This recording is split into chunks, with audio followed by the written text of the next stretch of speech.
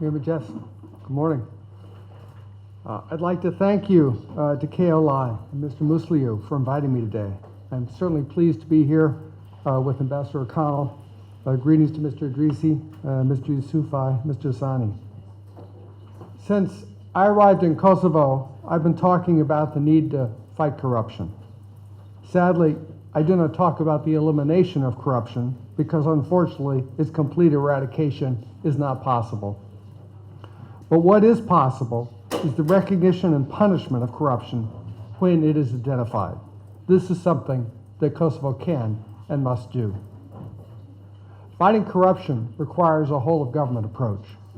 No one institution or person can do it alone. It requires support from government, from civil society, and from the public at large. But I think we can all agree that without an effective and efficient justice sector, any approach against corruption is destined to fail. As you know, the Basic Prosecution Office in Pristina and the SPRK are the two offices within the prosecution service that prosecute the bulk of corruption cases. But right now, the SPRK, which prosecutes the most serious crimes in Kosovo, is missing almost half of the prosecutors that it needs to meet even the most basic levels of staffing. Until the SPRK is appropriately staffed, it is hard to see how there can be much progress fighting high-level corruption.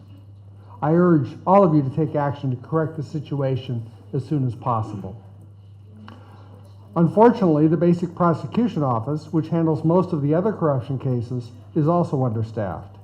In recent months, the Prosecution Service adopted a strategic plan to combat corruption. There have been some tangible results in reducing the backlog of cases, but the work is far from done. Our Department of Justice OPDAT program is supporting those efforts and will continue to do so in the future. And it's my hope that once the backlog is truly eliminated, prosecutors will be free to conduct thorough and systematic investigations into the sources of corruption instead of just reacting to single incidents. There also must be equality of justice.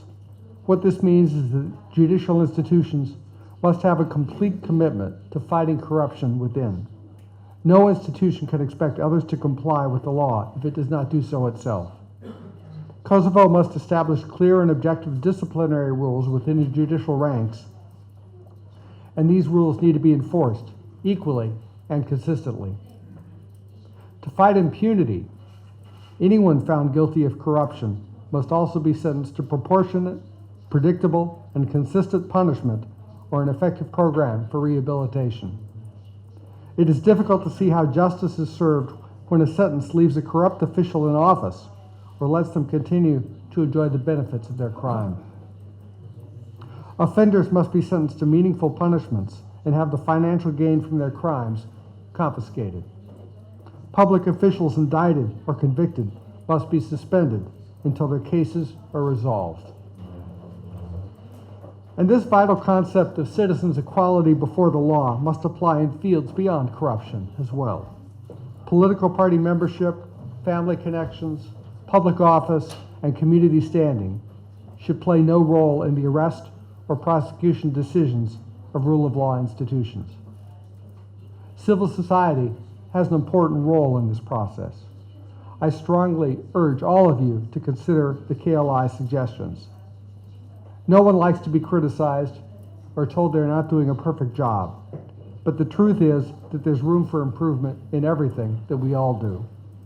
Take advantage of the reports, consider them seriously, and look for ways to make improvements. You are all aware that corruption is a significant problem for Kosovo. It deters foreign investment, increases unemployment, and undermines the rule of law. It slows Kosovo's progress to integration in European institutions. You can and must make the fight against corruption one of your top priorities. In closing, I urge the Kosovo prosecutorial and judicial councils to take the steps necessary to ensure that their prosecutors and judges adhere to the highest ethical and professional standards possible. The citizens of Kosovo and the victims of crime deserve nothing less. Thank you very much.